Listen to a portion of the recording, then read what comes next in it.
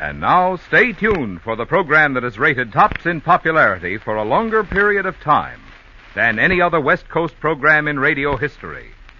The Signal Oil program, The Whistler.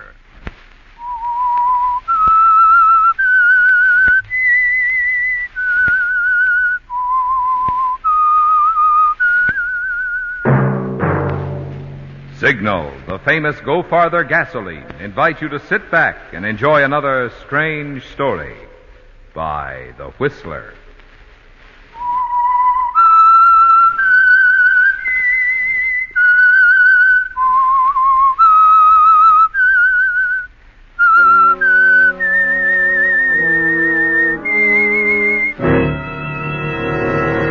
I am the Whistler. And I know many things, for I walk by night. I know many strange tales hidden in the hearts of men and women who have stepped into the shadows. Yes, I know the nameless terrors of which they dare not speak. And now for the Signal Oil Company, the Whistler's strange story. Little Red Book.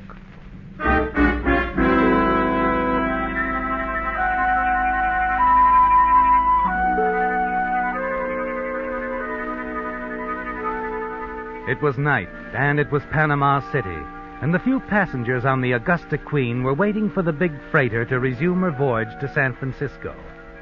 Larry Layton was even more restless than some of the other passengers. Also, he was bored. He'd had little success in trying to strike up an acquaintanceship with an attractive young woman on board. And now, from the aft rail, he could see her going ashore with a portly little gentleman, clad in ill-fitting white linens. It's annoying, isn't it, Larry? What such an attractive girl can see in a man like that. And suddenly you decide that you must know. You flip your cigarette away, hurry to the gangplank, and walk ashore. Once ashore, you follow the girl and her companion. See them turn down an alley in back of a warehouse. You walk to the entrance to the alley and then stop at the sound of their voices raised in anger. You little cheat.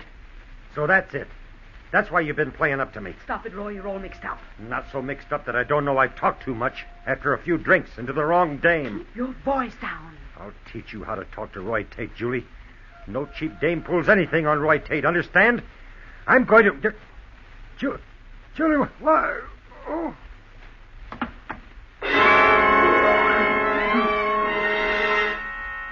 You freeze back into the shadows, don't you, Larry?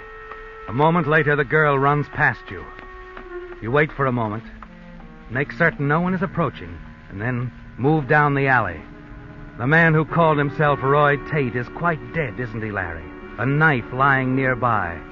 You lean down and quickly search him. The inside pocket of his coat is badly torn, but his wallet is there and a considerable amount of money. Quickly you pocket it, then wrap the knife in your handkerchief. It would be dangerous if it were found on you, but you're reasonably sure it won't be. And it might prove quite valuable later. You return to the ship and walk briskly up the gangplank. Well, Mr. Layton, you didn't stay ashore very long. Change your mind about going into the city, huh? Well, I figure the scotch is just as good in the ship's bar and a shorter walk. You're probably right, sir. Oh, I am right.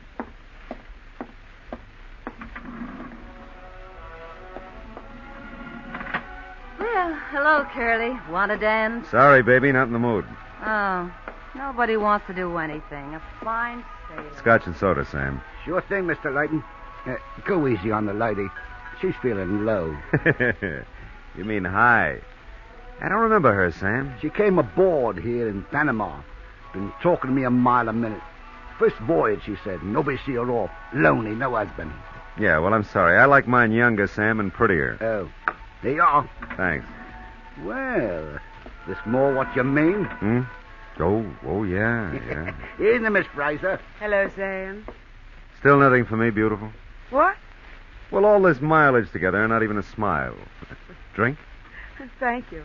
The same as yours. Oh, that's much better. Oh, Sam. I'm on it, Mr. Layton. Say, Mr. Layton, Miss Fraser. Can't we make it Larry and, Julie. Oh. Of course. And I'm Marie. Well, hello, Marie. I'm sailing tonight. You sure are. Oh, now don't tease me, Curly. I'm just trying to have a little fun. Sure, go on, Larry. Dance with the lady. Yeah, but I'll put on another wrist. Oh, fine thing. I'll do the same for you someday. Come on, Curly. Okay. Cheer up. I might cut in. Okay. Come to my arms, Marie. Gladly, Curly. Gladly.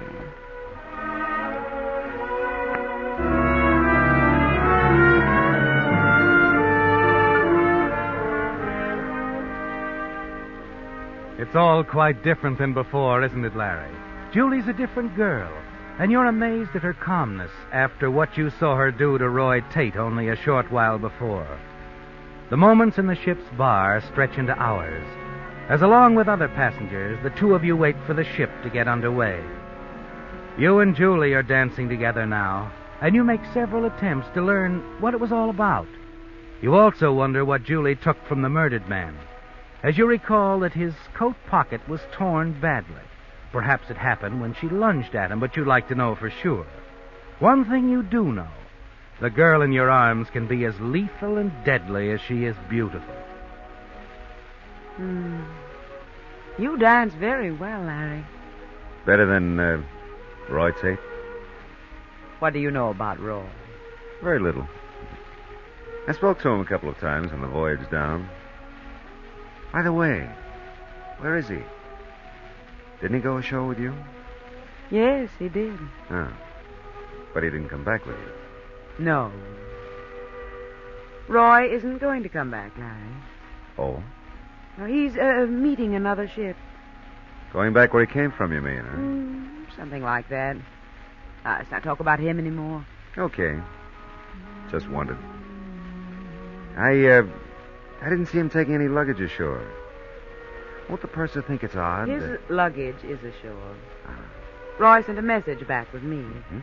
He wanted his luggage sent to the International Hotel, held for arrival. It's there now. I see. Well, glad he thought of everything. He did. Funny. What's funny? You two seem so, chummy on the voyage down, and now you don't even seem to miss Roy. You want me to miss him? No. And why are you so concerned about him? Okay. What's okay? Like you said. Let's not talk about him anymore. That's better, Larry. Hey, wait a minute. Sam, is that sailing time? Sure, we're sailing. That's right, Mr. Layton. Almost 12. Come on, Julie. You want to go out on deck, watch you get underway? No, thanks. I'm going to turn in. That's a good idea. I'll go with you, Curly, and then we'll come back and dance till morning. Oh, now, wait a minute, Marie. You two fight it out. I'll see you in the morning. Check. Good night, Sam. No, Miss Fraser. No, Curly, we got the whole bar to ourselves. You and Sam have the whole bar to yourselves. I'm awfully tired, Marie, and I'm turning in, too. Oh, nobody wants to have any fun.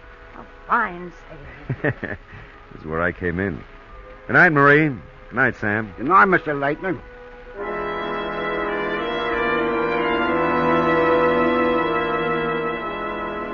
You go out on deck, wander along the rail, watching the deck crew as they work to get the ship underway. You know which stateroom is Julie's, don't you, Larry? 11B. You're still wondering if she took anything away from Roy Tate. There has to be a reason for murder. Outside of 11B, you pause and look around. No one is watching, and the porthole is partially open, the light from inside shining through.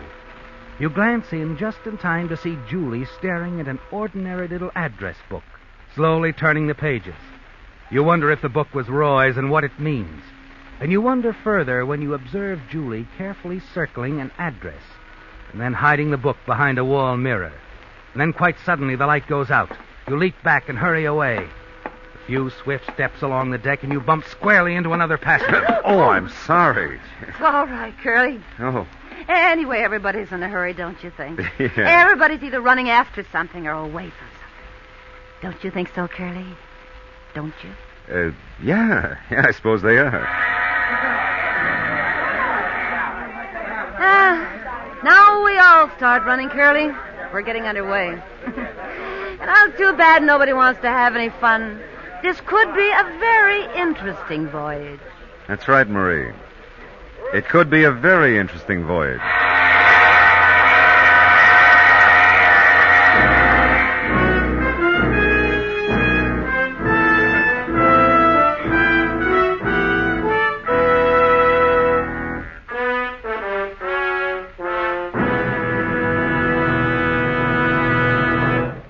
Now, a word about popularity. A friend of mine, when he's dining out, always chooses a restaurant that's crowded. They must have something, he says, to be so popular. Well, by the same token, Signal gasoline must have something when you consider that last year, motorists bought a lot more gallons of Signal gasoline than during any other year in Signal history.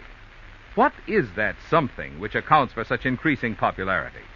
It could be the good mileage, which has made Signal known throughout the Pacific Coast states as the Go Farther gasoline. It could be the way cars respond with life and zing to a gasoline that's engineered to help your engine run more efficiently. But frankly, friends, just as sure as my name is Marvin Miller, you're never going to know all the good reasons why so many drivers are switching to Signal until you try a few tankfuls in your own car. Why don't you this week and see if you don't agree with me? You get a full measure of all the things that make driving more pleasure when you fill up with Signal, the famous Go Farther gasoline.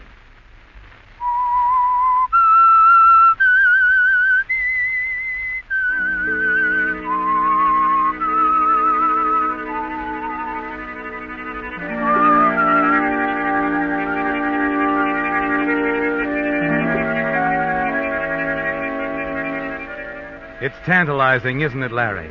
The question mark that surrounds Julie Frazier. You know that she killed a man in a back alley of Panama, a man named Roy Tate, but you don't know why.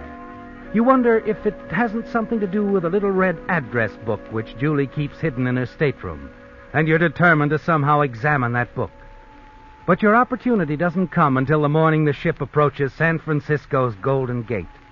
You enter the dining room quite late to learn that Julie hasn't appeared for breakfast. Good morning, Curly. Your little playmate isn't here. I'll have you all to myself. Marie, the name is Larry. It's Curly to me. I like nicknames, and I like you. Good. I like you, too. I'm glad, darling, because after little Julie gives you the brush off... You think she'll give me a brush off? Well, yes. I've known a million like her. They always do. And when she does, you can come back to Marie. I'll make you forget all about her. Hey, I'm beginning to think you mean it. Oh, I do, Curly. You're what I've always wanted. And Julie's just playing with you, I can tell. And you're not. You know I'm not. The minute I saw you, I knew you were the one guy I needed. I'm very determined to. Marie, you amaze me. Now you run on, knock dutifully on Julie's door, see if she's seasick or anything. I can wait. Yeah, like I said. I amaze you. Mm-hmm. Well, that's something. Curly, supposing I told you that I was a very wealthy widow. Oh, that's something, too. I've read about things like this. Yeah, you don't believe me. Oh, now don't be hasty, pet. I tell you what, I'm working on a deal. Now, if it falls through... Then you'll come back to me?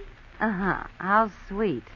Yeah, well, eat your breakfast and keep thinking about me. Oh, I will, Curly. I will.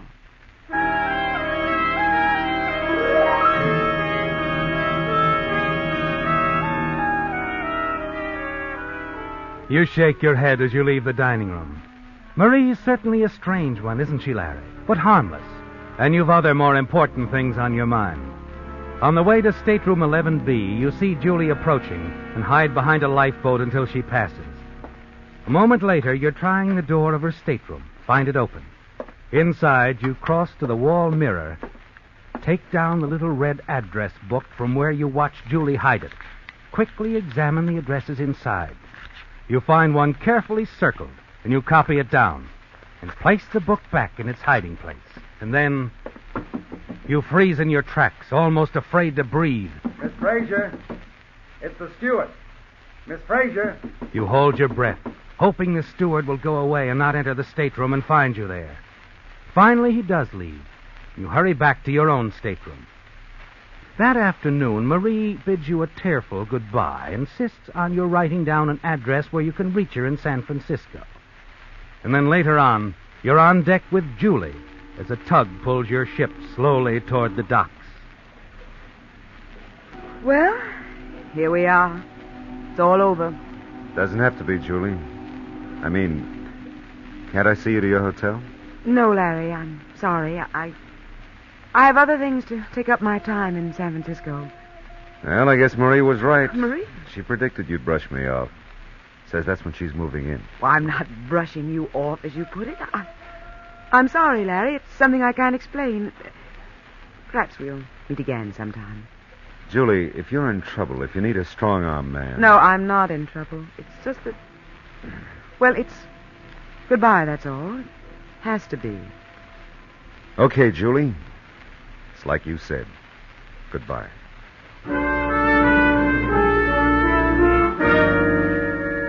But you've no intention of letting Julie get away from you, have you, Larry? No. It's simply that you'll have to play things her way at the moment. As the ship ties up, you're the first ashore and make your way out to the Embarcadero and start down the street. Cab, mister? Yeah. Here, I'll take your bag. Thanks. Where to, sir? I don't know yet. Don't know, huh? No. Oh. You just sit a while, huh? You don't mind? Why should I mind? So we sit, so you pay. I got to turn on a meter, you know. Oh, sure. It looks like quite a town, Frisco, huh? Please. What? San Francisco. Oh, sorry. I was out here on the coast once before, about 5 years ago. Never got up here, though. Had business in Los Angeles. L.A., huh? Los Angeles. Oh. Nice town. Wait, start up. Huh? See that young lady over there? Yeah, one getting into that cab? That's right. There's $10 in it for you if you don't lose her. I won't lose her. $10 says I won't.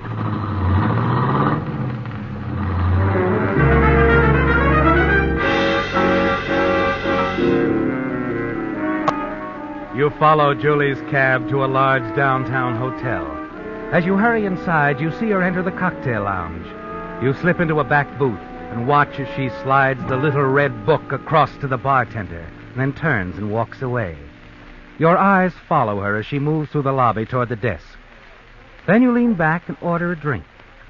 You're still puzzled about that little red book, aren't you, Larry? What it means, why she left it here.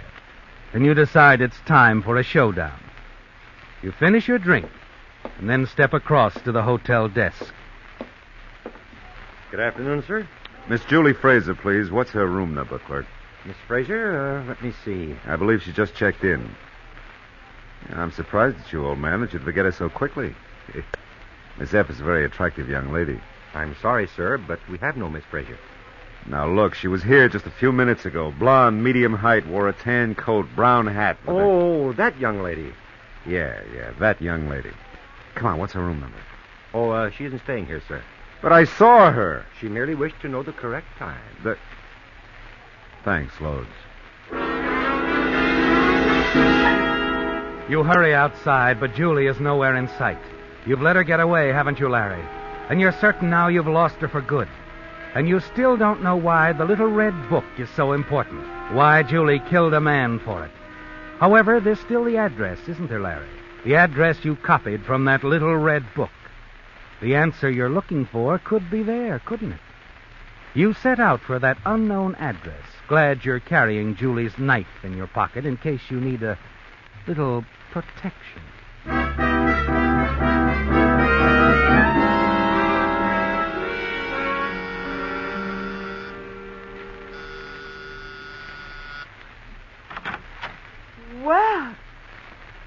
Well, hello, Larry. As they say so often, fancy meeting you here. I've been expecting you. Come in. Thanks. Let's sit down. Have a drink? Yeah, scotch if you have it. Anything else if you haven't. You're easy to please. Not always.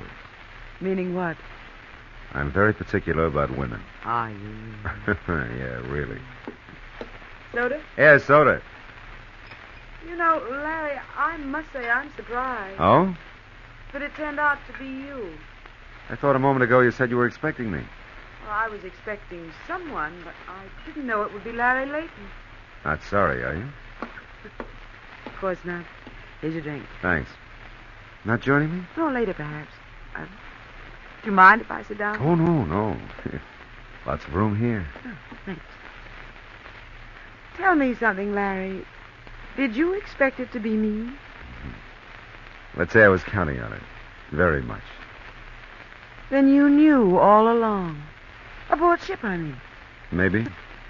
Oh, silly, really. You could have saved yourself all this trouble. Why didn't you tell me then? I was in no hurry.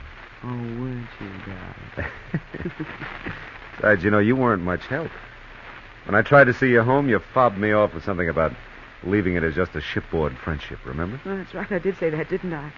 And so you had to go to the cocktail lounge, get my address, and here you are. Yeah, here I am. You have the money. Money? The payoff, darling. Well, that's something we should talk over. Huh? Talk over? Oh, no. Now, take it easy, baby. Look, the job's done. A deal's a deal. You were to bring the money to the address circled in the little red book. No negotiating, no questions asked. Relax. Sure, I'll relax when you hand over that 30,000. 30,000? Oh, we could have an awful lot of laughs, baby. We? What are you talking about? A partnership. When we collect that dough, we'll split it. When we collect? But I thought that you... That I was the payoff boy? The happy chappy with all the folding stuff? No. I see. Oh, Julie, how could you be so stupid? Oh, no. Now, look, handsome, if you think you're going to muscle in... Think, I am in, Julie. Are you really? Yeah, we just sit here. Wait till the payoff comes along. Oh, you fool, you've ruined everything. I have? How? The book when you picked it up at the bar. Don't you see? How is the party who's supposed to pay off going to know this address? Take it easy, baby. I didn't pick up the book. I didn't have to. What? But how did you know to come here? How...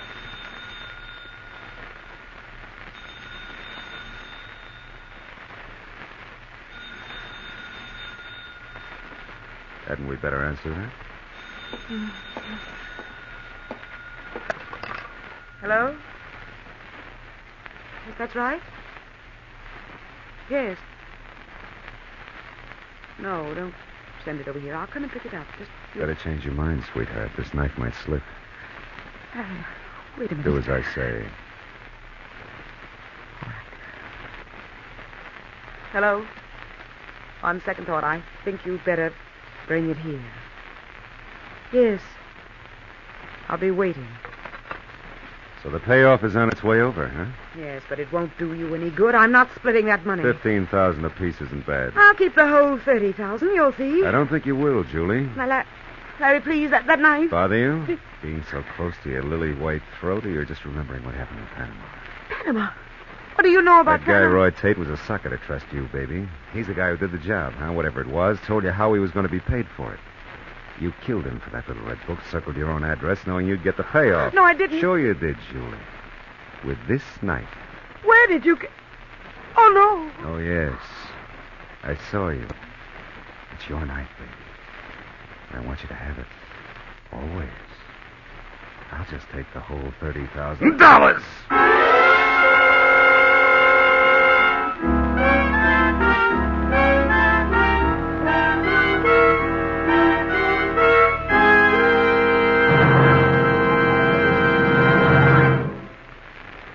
The two things you want to be sure of when you buy a new battery are, one, power.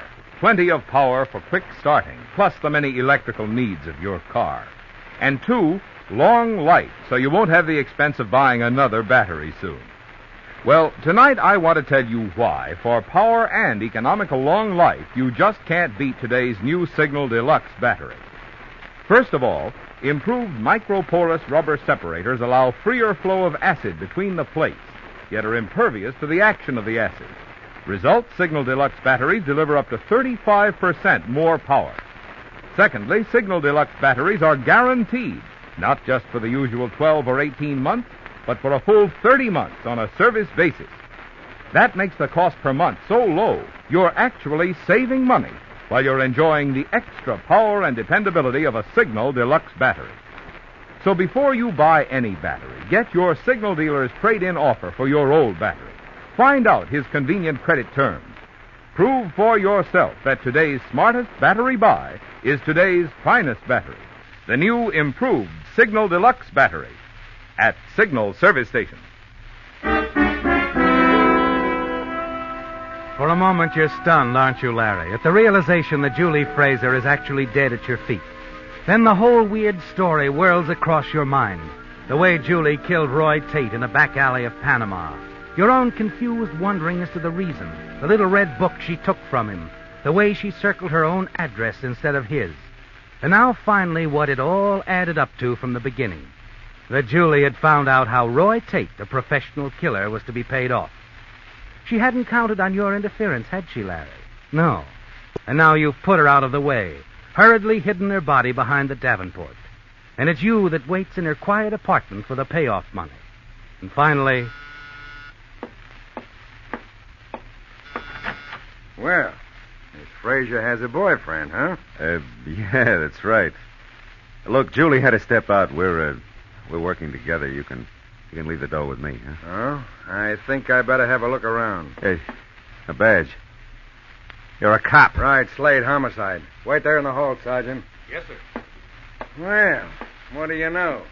Come to pick up a murderess, find her dead, and the guy that killed her waiting for her. Now, look, I don't know anything about that. Save it, fella. The prince on the knife will settle that. I guess you don't know some other things. Sarge, bring Marie in here. Marie? Curly. Oh, Curly. I don't get it, Marie. Oh, it's my fault, Larry. Curly, I'm the one who was to make the payoff for that Griselli killing in the East.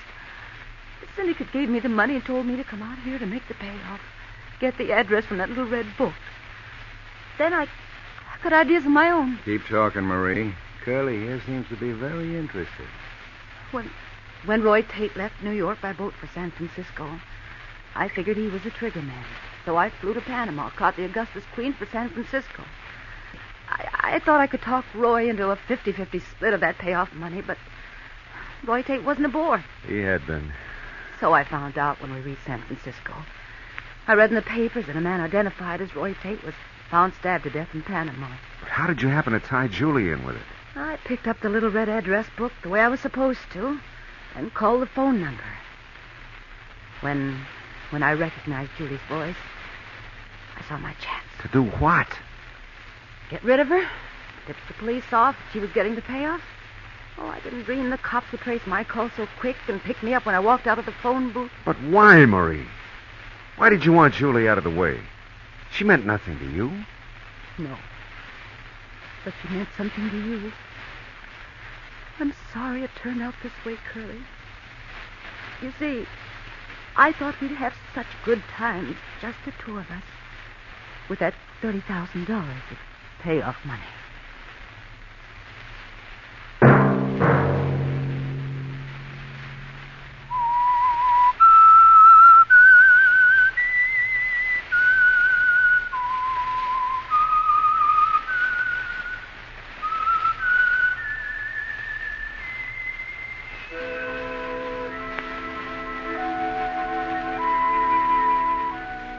Let that whistle be your signal for the Signal Oil program, The Whistler, each Sunday night at this same time. Meantime, Signal Oil Company and the friendly independent dealers who help you go farther with Signal gasoline hope you'll remember, regardless of what gasoline you use, you'll enjoy more miles of happy driving if you drive at sensible speeds, obey traffic regulations, and avoid taking chances. You may even save a life, possibly your own.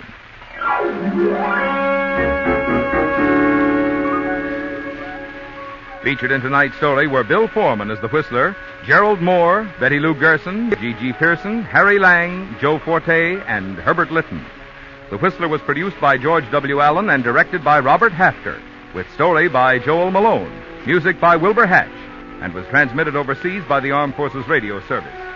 The Whistler is entirely fictional, and all characters portrayed on The Whistler are also fictional. Any similarity of names or resemblance to persons living or dead is purely coincidental. Remember to tune in at this same time next Sunday when the Signal Oil Company will bring you another strange story by The Whistler. Marvin Miller speaking for the Signal Oil Company. Stay tuned now for our Miss Brooks starring Eve Arden, which follows immediately over most of these stations. This is the CBS Radio Network.